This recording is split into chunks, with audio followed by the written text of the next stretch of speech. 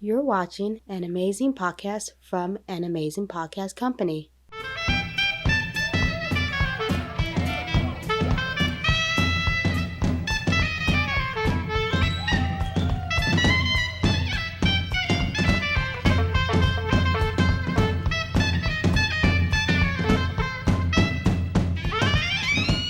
Welcome, everybody, to the Vegas Player Podcast.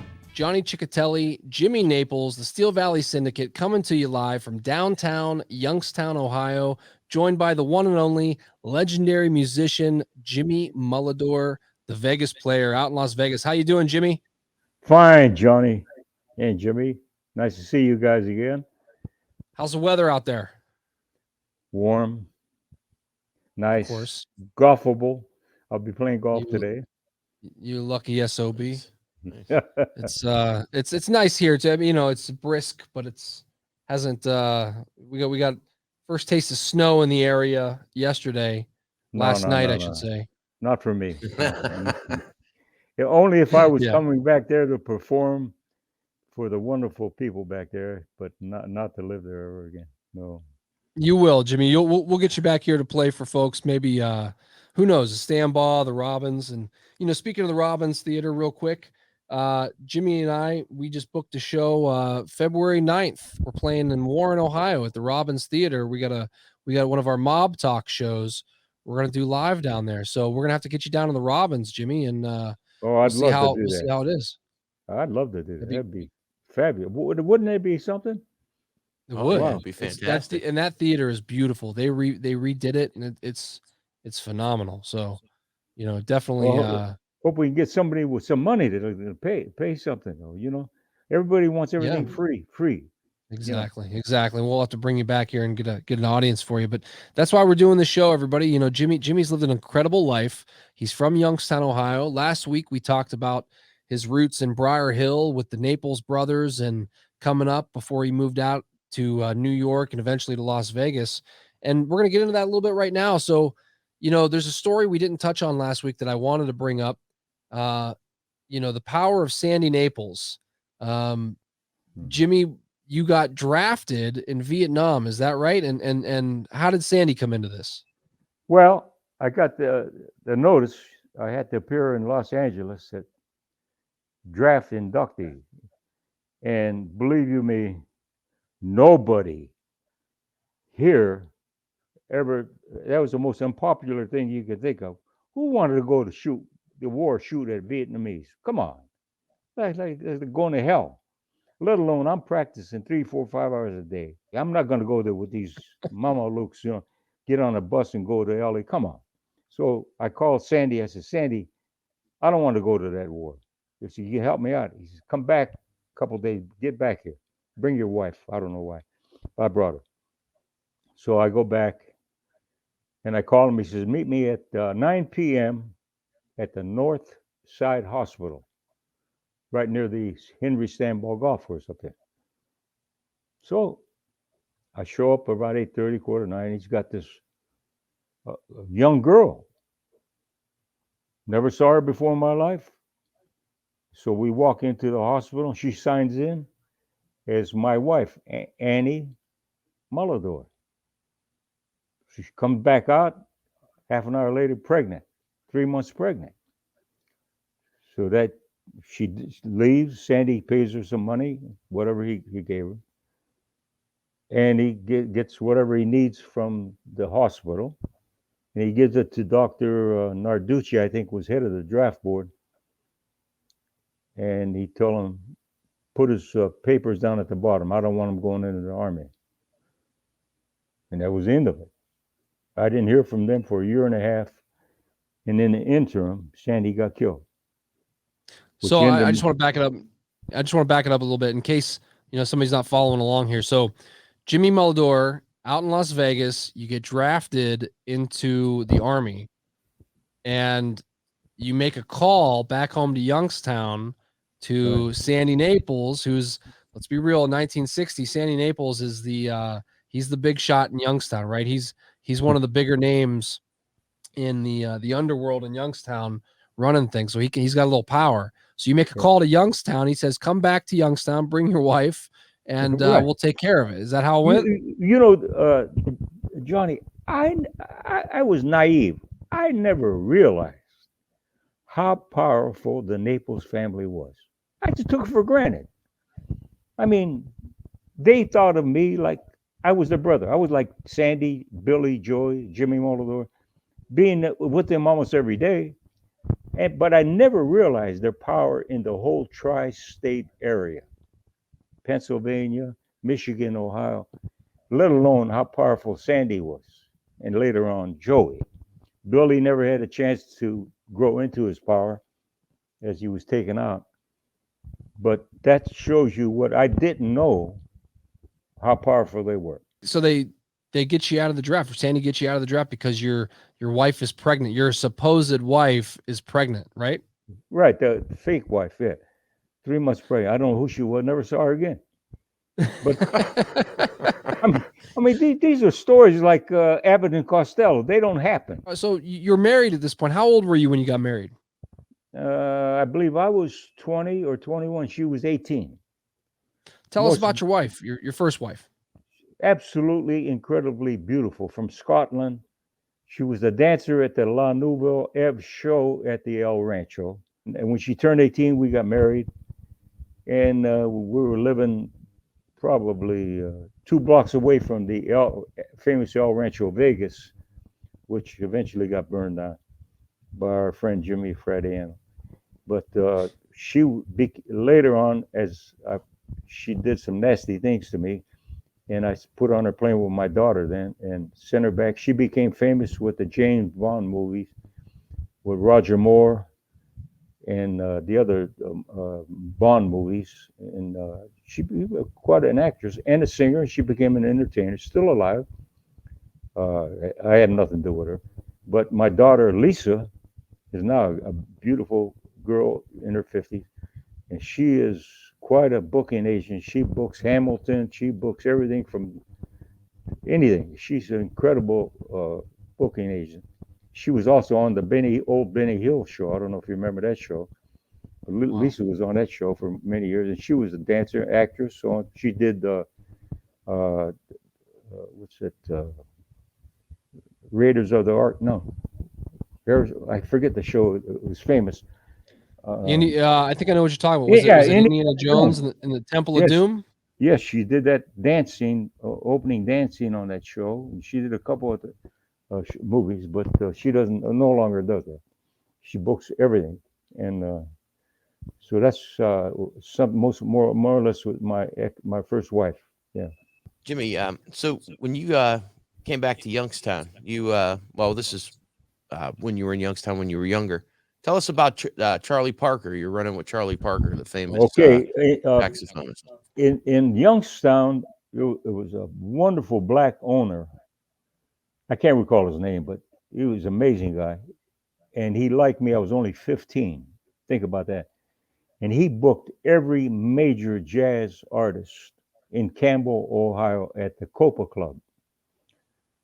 And in those days, the major names were Miles Davis, Dizzy Gillespie, Barney Kessel, Flip Phillips, Stan Getz, John Coltrane, Modern Jazz Quartet, so on and so forth, Flip Phillips. And I was the Monday night off band playing band. So he comes to me on Monday night. He says, "Guess who I'm bringing in tomorrow?" I said, "What are you talking about?" He said, "I'm bringing in Charlie Parker." Said, "You got to be kidding. Charlie Parker, the greatest saxophone player ever lived." Now, of course, Charlie Parker has a history, dope addict, doesn't take care of business, so on and so forth. So we go to the airport. Jimmy, he gets off the plane. He smelled like a skunk. He had what was a white shirt, was gray. Probably was sleeping in a shirt, and a suit that used to be gray was almost black. Shoes were funky. He had macaroni stains all over his thing. And I said, "Oh man, here's my idol."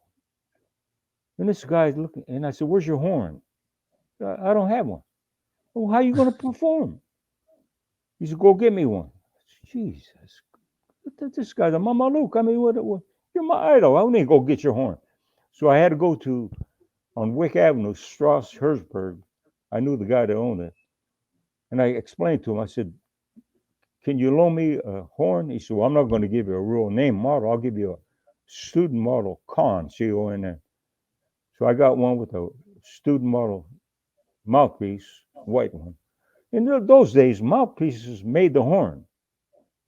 It goes to show you how great Charlie Parker was. And I bought him a box of hard reeds, number 5. And I brought him the horn. He was staying at the Todd Hotel at the time. Like, we got him a room at the Todd Hotel. So about 2 hours later, I get a call from Orlando Vitello, the sheriff, and he says, I got some black guy down here says you booked him into the Copa, and we had to arrest him for indecent exposure. So, oh, not me. He's got an 8 o'clock show. John, he's got an 8 o'clock show, and he's arrested down at the sheriff's office. So now, here I go with the Naples family again. I call up Joey. I said, Joey, I got this. I told him the story. He makes a call. Orly calls me back up. He says, come and pick this Mama Luke up. He says, I'll get him out. So I had to drive down there, pick him up, brought him back to the Todd Hotel, and put him to bed because he was shot. He was a dope guy. Anyway, he comes in that night, and he sounds just like Charlie Parker with that horrible saxophone I got. And then at the end of the show, I got him hooked up with the Adler sisters, who were famous for going to bed with Billy Eckstein, Sammy Davis. Anybody came into town, they'd go to bed with them. You know, the Adler sisters. They're probably dead now. Youngstown's original groupies, huh? Yeah. So I got him, and then we go to the lounge at the Todd Hotel. A great piano player named Frank Tavallero, and he had a gypsy violin player. And Charlie Parker sat there mesmerized and watched that group for an hour. And then I took him to his room. Next morning, I got to pick him up to take him to the airport. He already checked out and stole the saxophone. So now we're out of the saxophone, and that saxophone is in a lot of his pictures with the white mouthpiece. You can see it if you ever look them up. White mouthpiece and a saxophone that he stole from Strauss Hirschberg. So that's my story with Charlie Parker. And he died at like 34 years old. So who paid for the sax? Who knows? He used to show up at gigs like that with no sax, get somebody to buy him a sax or use a sax, then he'd take it with him. I mean, you weren't on the hook, were you, with Strauss Hirschberg? Well, the guy from Campbell had to pay for it, the owner of the club, not me. Tell me, Jimmy, are all you jazz players dirtbags like that? Well, I had one I worked with, Richie Cole, was like that. Richie Cole. So there's more than a few then. That's a pattern. Oh, I had this guy. Jazz guys. Anyway, Richie was like that. He was similar to that, but not as bad. So that's a story with Charlie Parker. You mentioned us earlier. You said your wife played at the or she danced at the El Rancho. Right. Tell us about the El Rancho. I know that was a big place for you. The El Rancho was a famous hangout. Everybody went there at that time, and it was a low ceiling place. I remember very vividly. One night I came in after the show, and I see this big tall guy, 7 foot, black guy, 7'2", happened to be Wilt Chamberlain, trying to walk in, bending down, and he couldn't even stand up. And it was always full of broads. Everybody coming there to get connected, and mobsters, Ash Resnick, Mickey Cohen, and we'll talk about Candy Bar later on with me and almost getting killed with Mickey Cohen. But Candy Bar, the legendary stripper, is that right? Oh yeah, she was worse than Linda Lovelace. And, so we'll save Candy Bar for another episode. We'll get into it. Yeah, we'll save that again. El Rancho, Jimmy. But the El Rancho was the hangout, and then one night we're at home, me and my wife watching the Channel 5 Jack Cogan show, and it comes on. The El Rancho's on fire. So we run over there. I left my horns in the band room, and that's it. Burned up in the fire. So I wind up with no horns. Sandy's dead now. I got nobody to call to help me. And I wound up, my wife, being that her mother came into town and put me down because I was an Italian peasant. She didn't like Italians. People from Scotland were hierarchy. So she talked her out of being married to me, and I was into that. So I put her on the plane, got rid of her. And I wound up with no work. And I moved in, I told like Jimmy one time, at the place called the Cleveland Arms. Ohio never leaves me. Of all places, a little dinky hotel there. Hey, Ohio State. I went there That's right. too for 1 year. And Cleveland Arms, I go over there and the drunk trombone player, Bob Reisinger, from Cincinnati, Ohio again. And I stayed there maybe 2 or 3 days. And one night he comes home out of his mind, didn't know who I was. And he chases me out of the room. Get the out of here, you. He chases me out of there. So now it's in February. I go outside. I'm in a 56, 58 Pontiac convertible. I got cheap because it didn't have any heater or air conditioning, but I got it cheap. Now I'm in this car, and I had to sleep in that car for 2 weeks, like a homeless person. And these are the things that people don't understand. If you got cojones, which means balls in English, and you got willpower, I couldn't call Sandy. He's gone.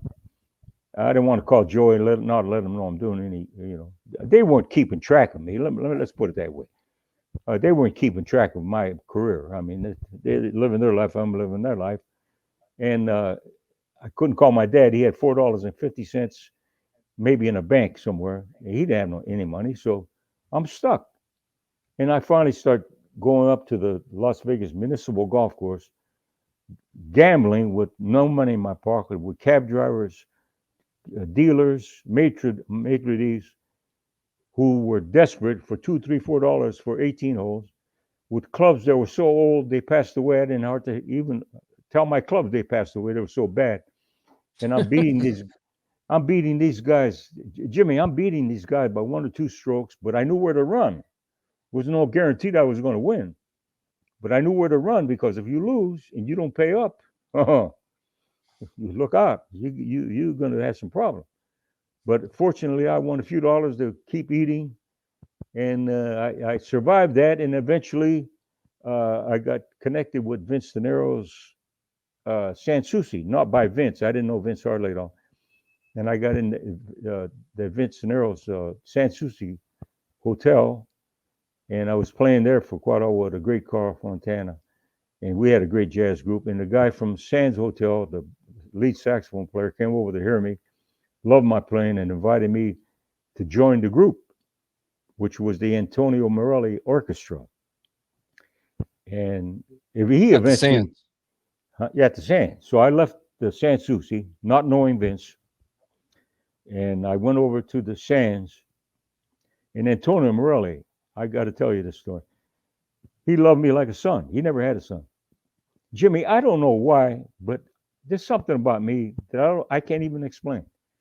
I went to Antonio Morelli many times. I said, I'm going to do a TV show at the Hacienda called the Las Vegas Show, which eventually became Laughing, because they had that Mama Luke. Bill Dana was the MC. He couldn't even talk. Bill Dana. It was the worst piece of crap I ever did. He couldn't talk. He interviewed John Wayne. He looked at him. I wanted to get up there and talk, because this guy can't talk, Bill Dana. So we lost that show. So I go back to the Sands and say, Antonio, I got to go to Japan for 8 weeks. Jazz said, go ahead. And finally, I said, Antonio, I got to leave the show here, because he said, why? I said, Red Skelton, all of these acts come on, they stay over 2 hours. I got to go to the bathroom. He said, well, go to the bathroom. So now think about it.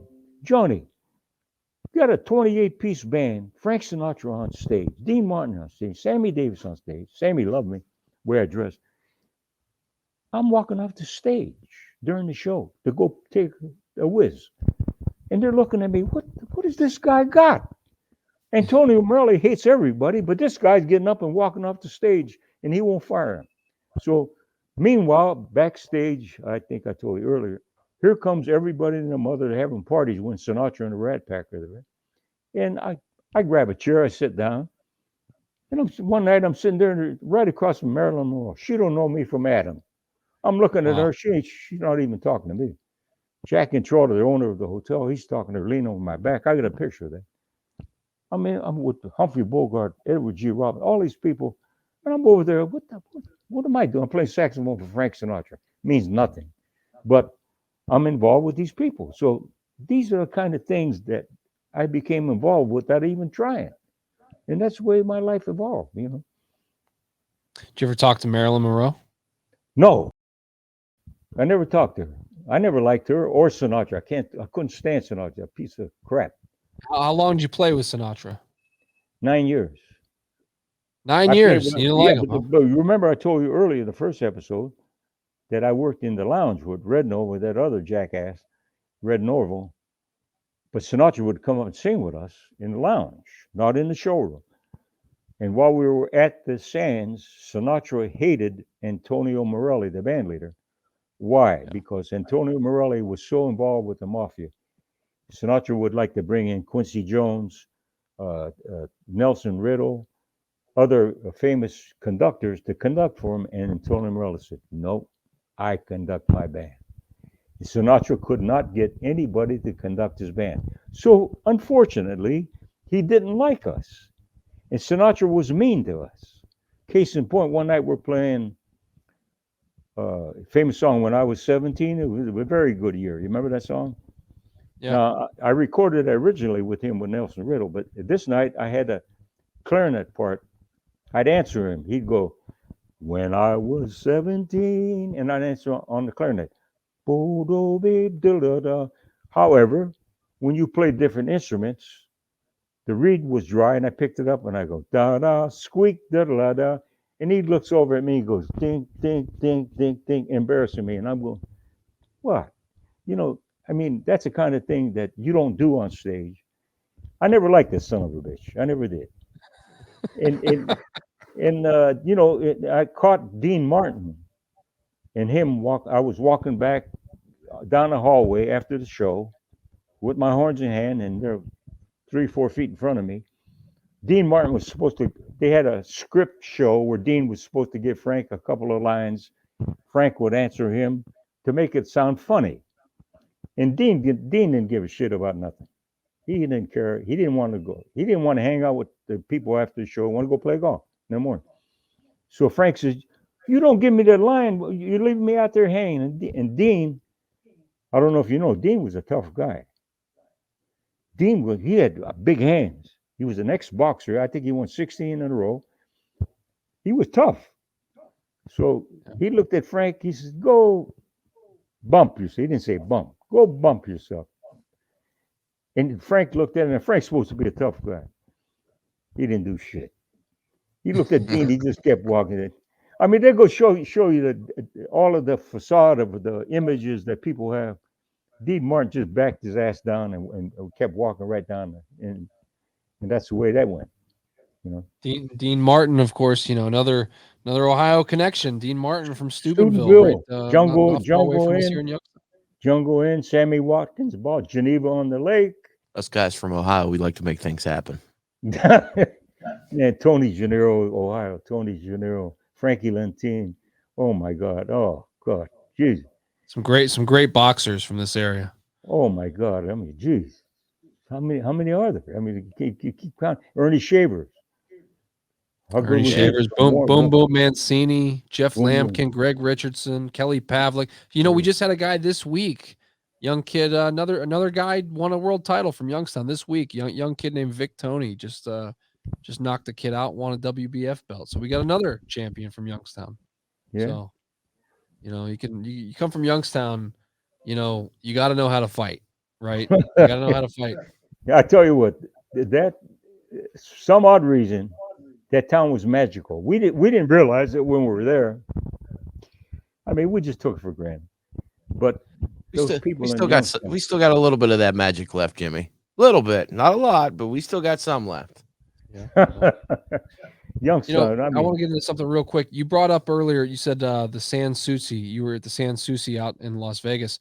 You mentioned Vince De Niro. For anybody who doesn't know, Vince De Niro was a big famous gangster from Youngstown, in the era of Sandy Naples. And, at one point those guys were partners. and Jimmy and I have done a lot of research on this.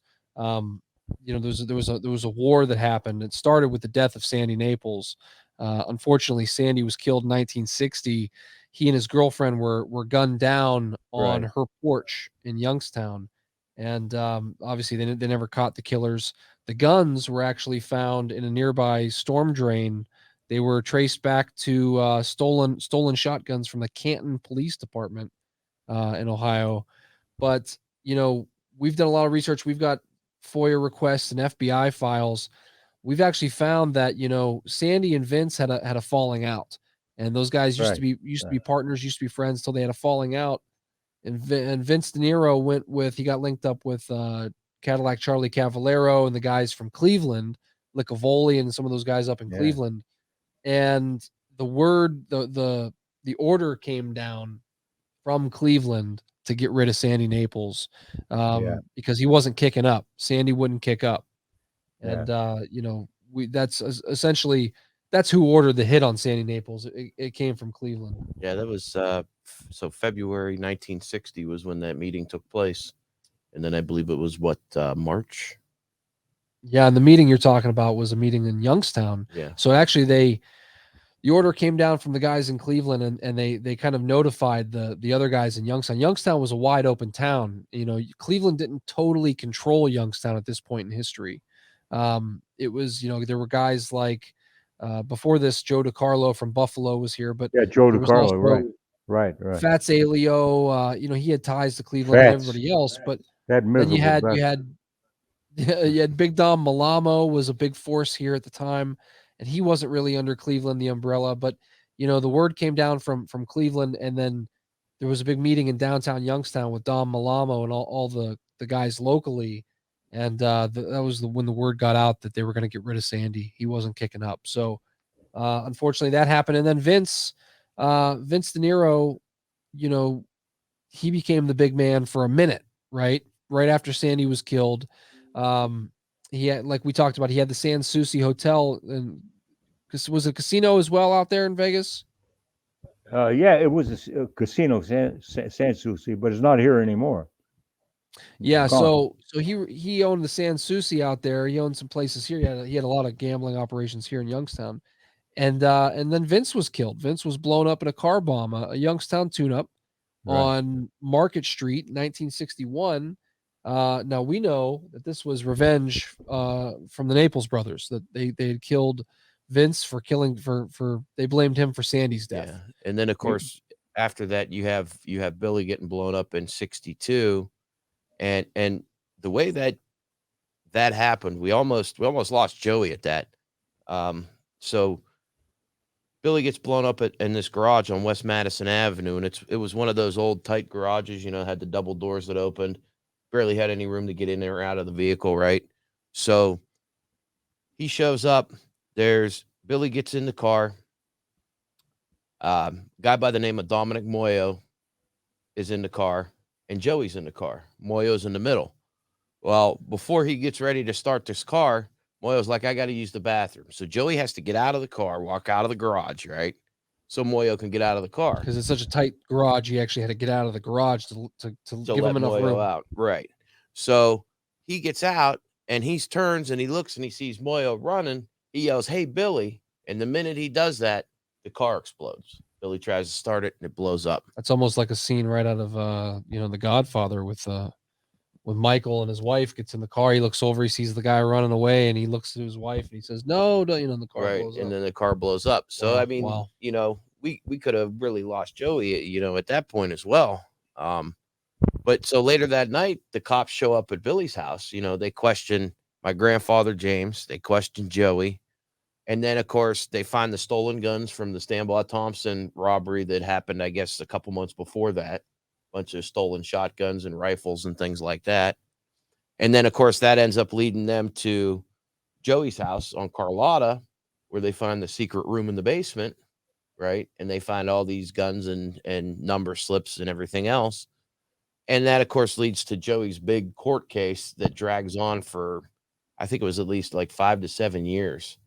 And it goes all the way to the United States Supreme Court, and he wins. It was a case of habeas corpus, and violation, illegal search and seizure, those type of things. But Joey ended up winning that case. I can't recall of any other mobster that's taken a case to the United States Supreme Court and won, but he sure enough did. Johnny, you mentioned Al Pacino, and I spoke to Gianni Russo last week or 10 days ago, and he was going to go to Italy. He's got a company now that sponsors Al Pacino. And they were going to go back to the same spot where they filmed the wedding of that wedding scene, and she's still alive. Michael Corleone and Apollonia. Yeah, and she's still alive, still looks good, and they're going to refilm it, and he's going to take the vows and everything, and Johnny's company's going to film it and so on. And Nice. I have a dinner date Friday night with John. He's coming in Thursday. He's appearing on my friend Dennis Bono's show, and then we're going to have dinner. He's staying at the Golden Nugget, and we're going to have dinner Friday night at 7 at the South Point. So I'm looking forward to hanging out with him. He's always fun. Johnny's unbelievable. Johnny Russo. Well, for anybody who doesn't know, Gianni Russo was also in The Godfather. He played Carlo. Right. And right. Please give Gianni our best and tell him, absolutely. Tell him we'd love to have him as a guest here on the Vegas Player Podcast. We'd love to talk. Well, I'm sure he has his own podcast, but I'll mention it at dinner. I'll mention it to him. You should get on that podcast as well. You should do it's called the Hollywood Godfather Podcast. I listened to. Yeah, it. we were together 5 years. I wrote all of his music. We did an album, 28 songs. Gianni Russo featuring Jimmy Mulidore. We have it still out on YouTube, and we travel all over. I mean, I actually met some of the Padron. They're dead now in Buffalo. All I know is say what you want about Gianni Russo, but there was a table of 40, 50 people, and we walk in, and he walks right up to the head table. Him and I sat at the head table next to the Padron. So say what you want about that, but you don't get to sit at the head table. Who the hell am I to sit up there? I mean, but I was with Johnny. For anybody who's watching with us on YouTube, please subscribe to our channel. It's the Amazing Podcast Company. We are producing new episodes, new shows. We got a show we're working on, Jimmy, with Vince Guerreri and Rick Porello called The Vice Squad. That'll be premiering soon. Rick, I know Rick. Rick is wonderful. I know Rick from Cleveland. He wrote that. He had that the Green Jungle. I don't know what that movie. Rick wrote Kill the Irishman about Danny Green. Yeah. He wrote a couple other books. Yeah. We're working on a show with him that'll be out soon. It tells a lot about kind of the history of the organized crime from Cleveland to Youngstown to Pittsburgh. So keep an eye out for that. That's all going to be on our YouTube page. Obviously, you'll get new episodes of the Vegas Player Podcast every Thursday. We didn't get to talk too much about things like Elvis this week. We're going to save that for next week. There's a great story.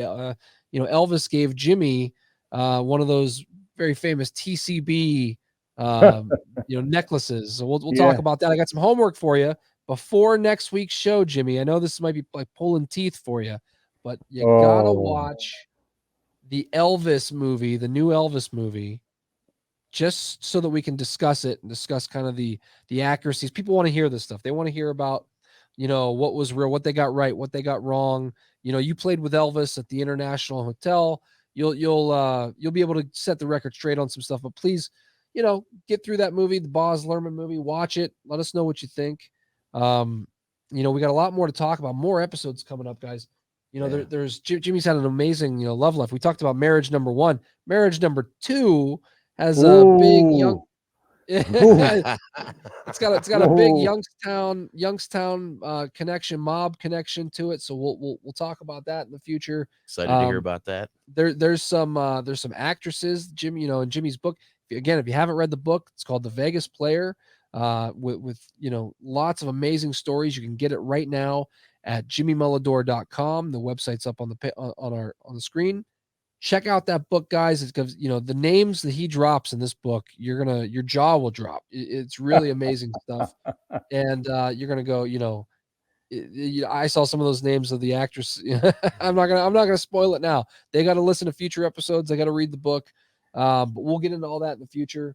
What do you think, Jimmy? What do you think of the show here? Man, I'm excited. I love this show. You know, we regale these tales from Jimmy's days, going all the way back to the 50s, and it's wonderful to hear. It's great for our audience to hear, so they can hear a hometown guy from Crimetown, USA, Youngstown, Ohio, talk about the trials and tribulations, and he made it. You're out there, Jimmy, doing big things, and Well, still a this big town is not player. like You're it. still This a big town is. player, even though you're up there in age. Hey, you're still a big player, brother. And You we know, appreciate you taking the time to hang out with us and talk with us. I love you And guys, man. You guys are so talented. You do a hell of a job, whether you realize it or not. I mean, you're good journalists. You do a great job. If I may, before I go, if I didn't already say it, I didn't early in my life realize the power of the Naples family. I was too naive.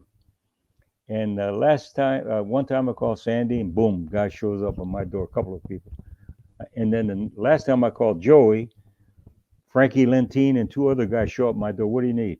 I mean, how do I deserve that? What I mean, what? Because I know you?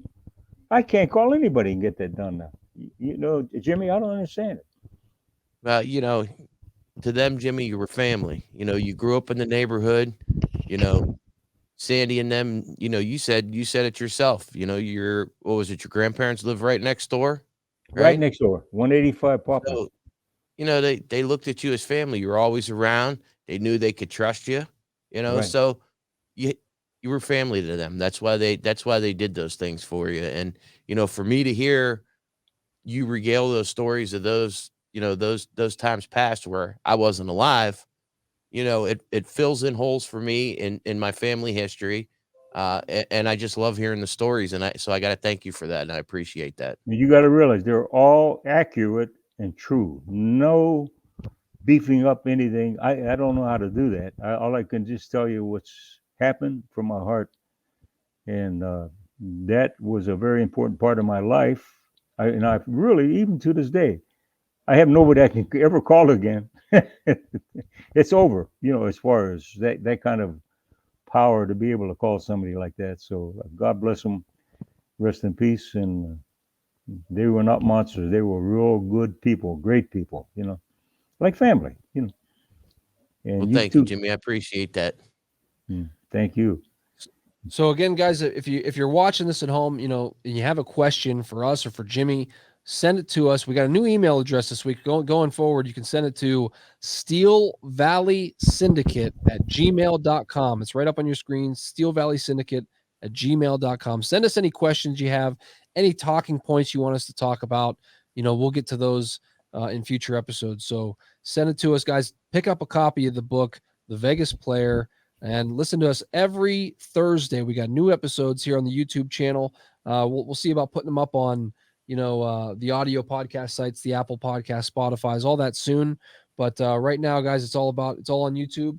Check us out. Check out some other shows. If you're on Facebook, join our group, Youngstown Mob. Yeah, 27,000 members strong, and we keep growing. And we got some great events coming up with that. We got the event at Cut and Toast. The end of October here, Jimmy, the Jimmy, 26th. do you like cigars, Jimmy? I'm sorry. You like cigars? Do you like cigars?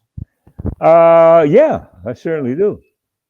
There's a wonderful place. Next time you're in town here, we're gonna go down to Struthers. We're gonna take you down to Struthers. There's a cigar shop called Cut and Toast.